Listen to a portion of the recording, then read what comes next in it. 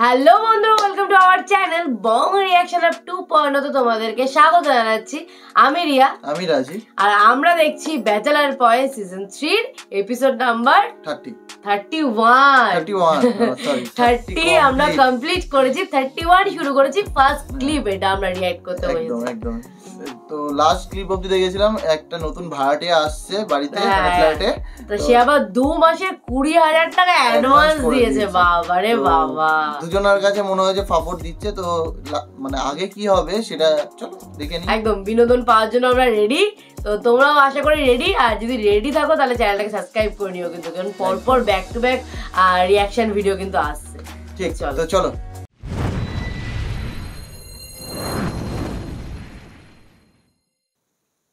বেটা থাকবে আমাদের সাথে। ঠিক আছে, হুঁশিয়ার করলাম, বুঝলি না? বুঝবি, আমরা একবার দেখলে মানুষ চিনি। কাশিমপুরে এমন অনেক দেখছি। হ্যাঁ দাদু, আপনি কাশিমপুরে এই খারাপ লোকদের সাথে থাকতে থাকতে সব ব্যাটারে আপনার দ্বারা খারাপ মনে হয়। একটা ভদ্রলোককেও আপনি খারাপ বলতে আছেন। আবু ভাই একটু বেশি মানিগঞ্জে বিট্টু রুমে দে যা, আমগো সামনে তো অভিনয় করার দরকার নেই, যা। বেটা আমি অভিনয় করলাম কোথায়? যা যা যা, আমি তো সত্যি কথাই বলছি বন্ধু। কিন্তু মোরদারে আসলেই খাতলা মনে হইতে আছে। মানে তো টিয়াটাকে ভাগাভাগি করি আলা টিয়া তুই লগ নাই কে বেড়া যখন সাজছে তোরে তুই মরে লইতে কইছ তোর বেটা সেপালা টিয়া এখন কেমনে কি অন তুই দেছ না? মুই আগে স্যানিটাইজ করব টাকা তারপর দেব। অন দিতি না না মুই পকেটের ভিতরে রাখিয়ে দিছি বেড়া, বাইরে জানতে বাইরে হইবে না। আগে স্যানিটাইজ করে লব প্রত্যেকটা নোট, তারপর ভাগাভাগি করবে। এখন গণা যাবে না বেড়াই গেলে বেড়া। টাকা পয়সা এত হয় কেমনে একটা মানি এক্সচেঞ্জে? না হইতে পারে বেড়া, ব্যবসায়ী না হইতেই পারে, সমস্যা নেই এটা। বেড়া জাল টাকা দেবে তো। এখন মনে হচ্ছে জালটা না চেক করে নিল না কেন? এখনো থাকছে না, জাল টাকা থেকে দেখে নেবে। এরা তো বড় কই যাবে আবু ভাই। কাশিমপুরে পড়ি হতেন।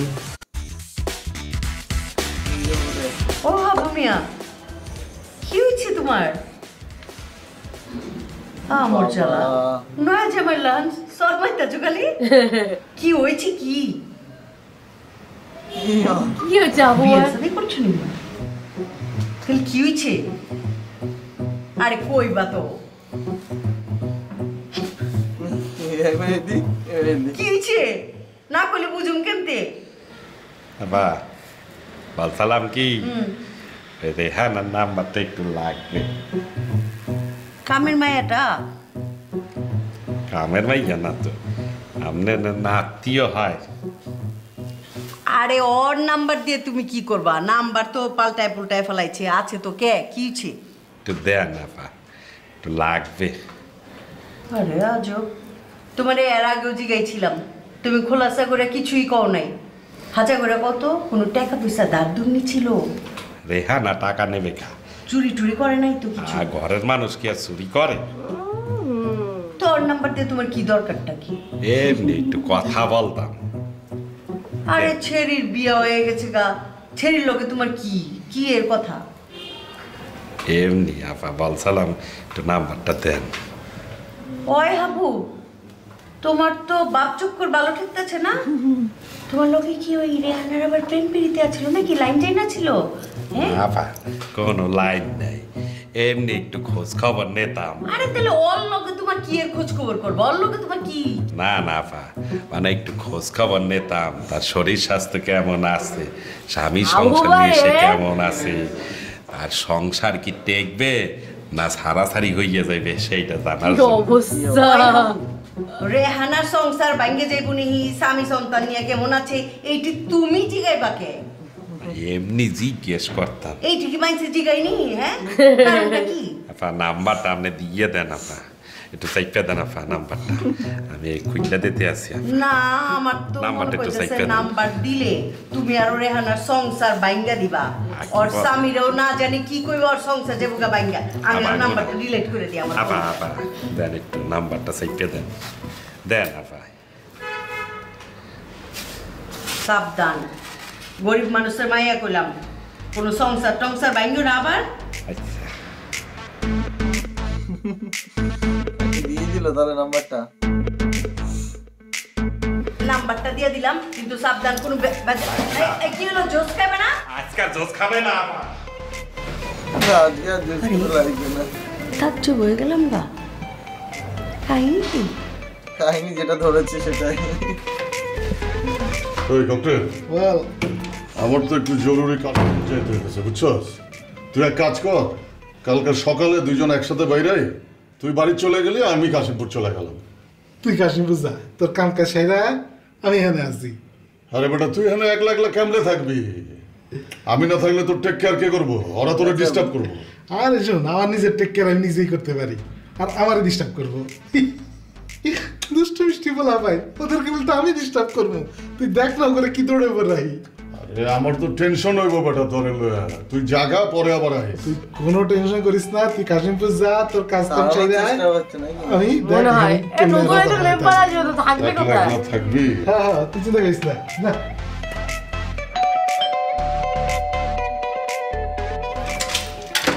সালামালাইকুম বাসা ভাই, কেমন আছেন? ওয়ালাইকুম আসসালাম। ভালো। আপনি আজকেই চলে আসছেন? না না, আজকে শুধু এই লাগেজটা রেখে যাব, বাকি জিনিসপত্র তো ধীরে ধীরে আনবো। জিনিসপত্র তো অনেক। আসেন আসেন আসেন। Thank you.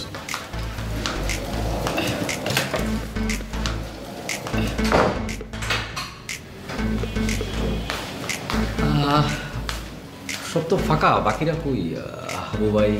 হাবু একটু নিচে গেছে, বাকিরা কেউ কেউ ছাদে আশেপাশে আছে। সন্ধ্যার টাইম তো, সবাই একটু আড্ডা মারতেছে। আচ্ছা আচ্ছা, তাহলে আমি এখানে ওয়েট করি নাকি? না না, আপনার রুমে চলেন। কি বলেন? আমার রুম কি? আমাদের রুম? ওই তো আমাদেরই রুম। আসেন আসেন আসেন। বলেন বাসা ভাই, আপনি সিনিয়র মানুষ। বসেন। জি।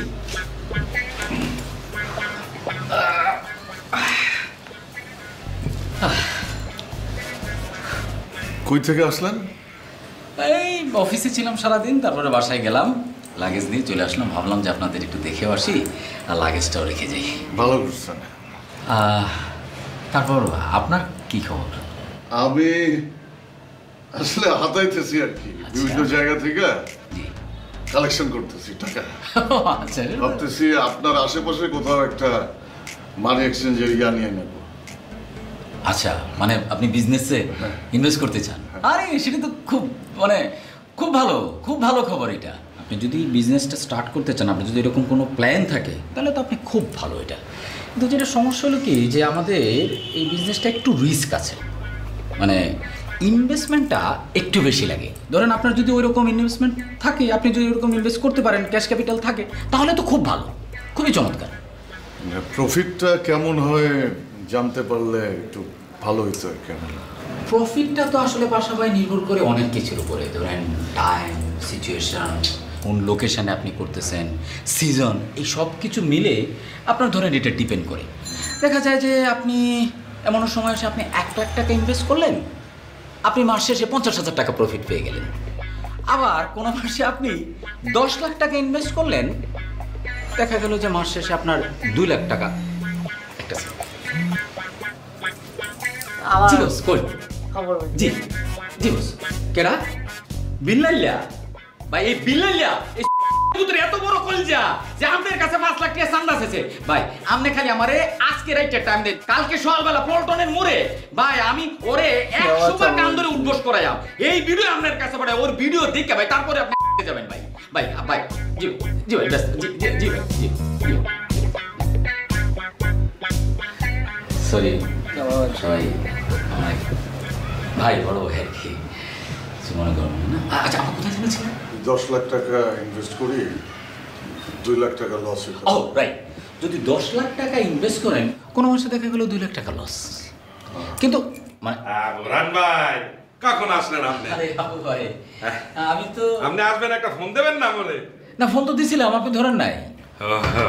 বাইরে ছিলাম, চা খাইতে গেছিলাম তো, টের পাই নাই। ভাই আপনি এই রুমে কি আছেন? আরে এটাই তো আর রুম, এখানে বইবো না, এটাই তো থাকবো সে। ইয়ানে কেমনে থাকবো? আপনার ইয়ানে থাকলে এত প্রবলেম হইব না? আর কি আর প্রবলেম হইব? আর আমারও তো ঝামেলা হইব, আমরা তো কইলেন এই রুমে এত রাখতেন না। না না না, তার কোনো প্রবলেম নাই। আচ্ছা না, আপনি এই রুমে যখন আসবেন তখন থাকেন, এখন তো এই রুমে বসার দরকার নেই, ওইখানে যাইয়ে বসেন। এই রুম তো অপরিষ্কার হয়ে রয়েছে, দেখেন না কিরকম কাইষ্টা গন্ধ। না থাক বাসা ভাই, চলুন বাইরে গিয়ে বসি, খোলামেলা আছে, আপনিও চলেন। আসেন চলুন ভাই এত ইন্দ্র পচা গন্ধ বাসা ভাই নিজের ঘরে নিয়ে এসে বসিয়েছে বলে বলছে এই ঘরে কেন, যখন থাকবেন তখন আসবেন। আবার কাবিলা বলেই দিচ্ছিল যে কেন বললেন, যে বাসা ভাইকে বলছিল যে ওই বাইরে থাকবে বলছিল, না না এখানেই থাকবে। আরে বাবা, কিন্তু বাসা ভাই নিজে এদিকে ওদেরকে সাবধান করে আবার নিজেই মনে হচ্ছে ফাঁসতে চলেছে মনে হচ্ছে আমার এটা। বরুণ ভাইয়ের এন্ট্রির পর থেকে কিন্তু ক্লিপ গুলো জমে গেছে। হ্যাঁ দারুণ লাগছে, কিন্তু দারুণ জমেছে, মানে একটু মজা বেড়েছে আসলে। আমি ভাবলাম ককটেল বাবু চলে গেছে, মানে ককটেল চলে গেছে, না না ক্লিপে দেখলাম রয়েছে, হ্যাঁ এখনো যাইনি। আমি সেটাই ভাবছিলাম যে যাইনি, ভাড়ার জন্য ইয়ে করছে, সেটাই। যাই হোক, তো ভালো লাগছে, এখন এই ক্লিপগুলো আরো ইন্টারেস্টিং হচ্ছে, মজাদার হচ্ছে। তো তোমাদের কেমন লাগছে তো প্লিজ কমেন্ট করে যেতে ভুলো না, আর ভালো লাগলে লাইক শেয়ার অবশ্যই করো।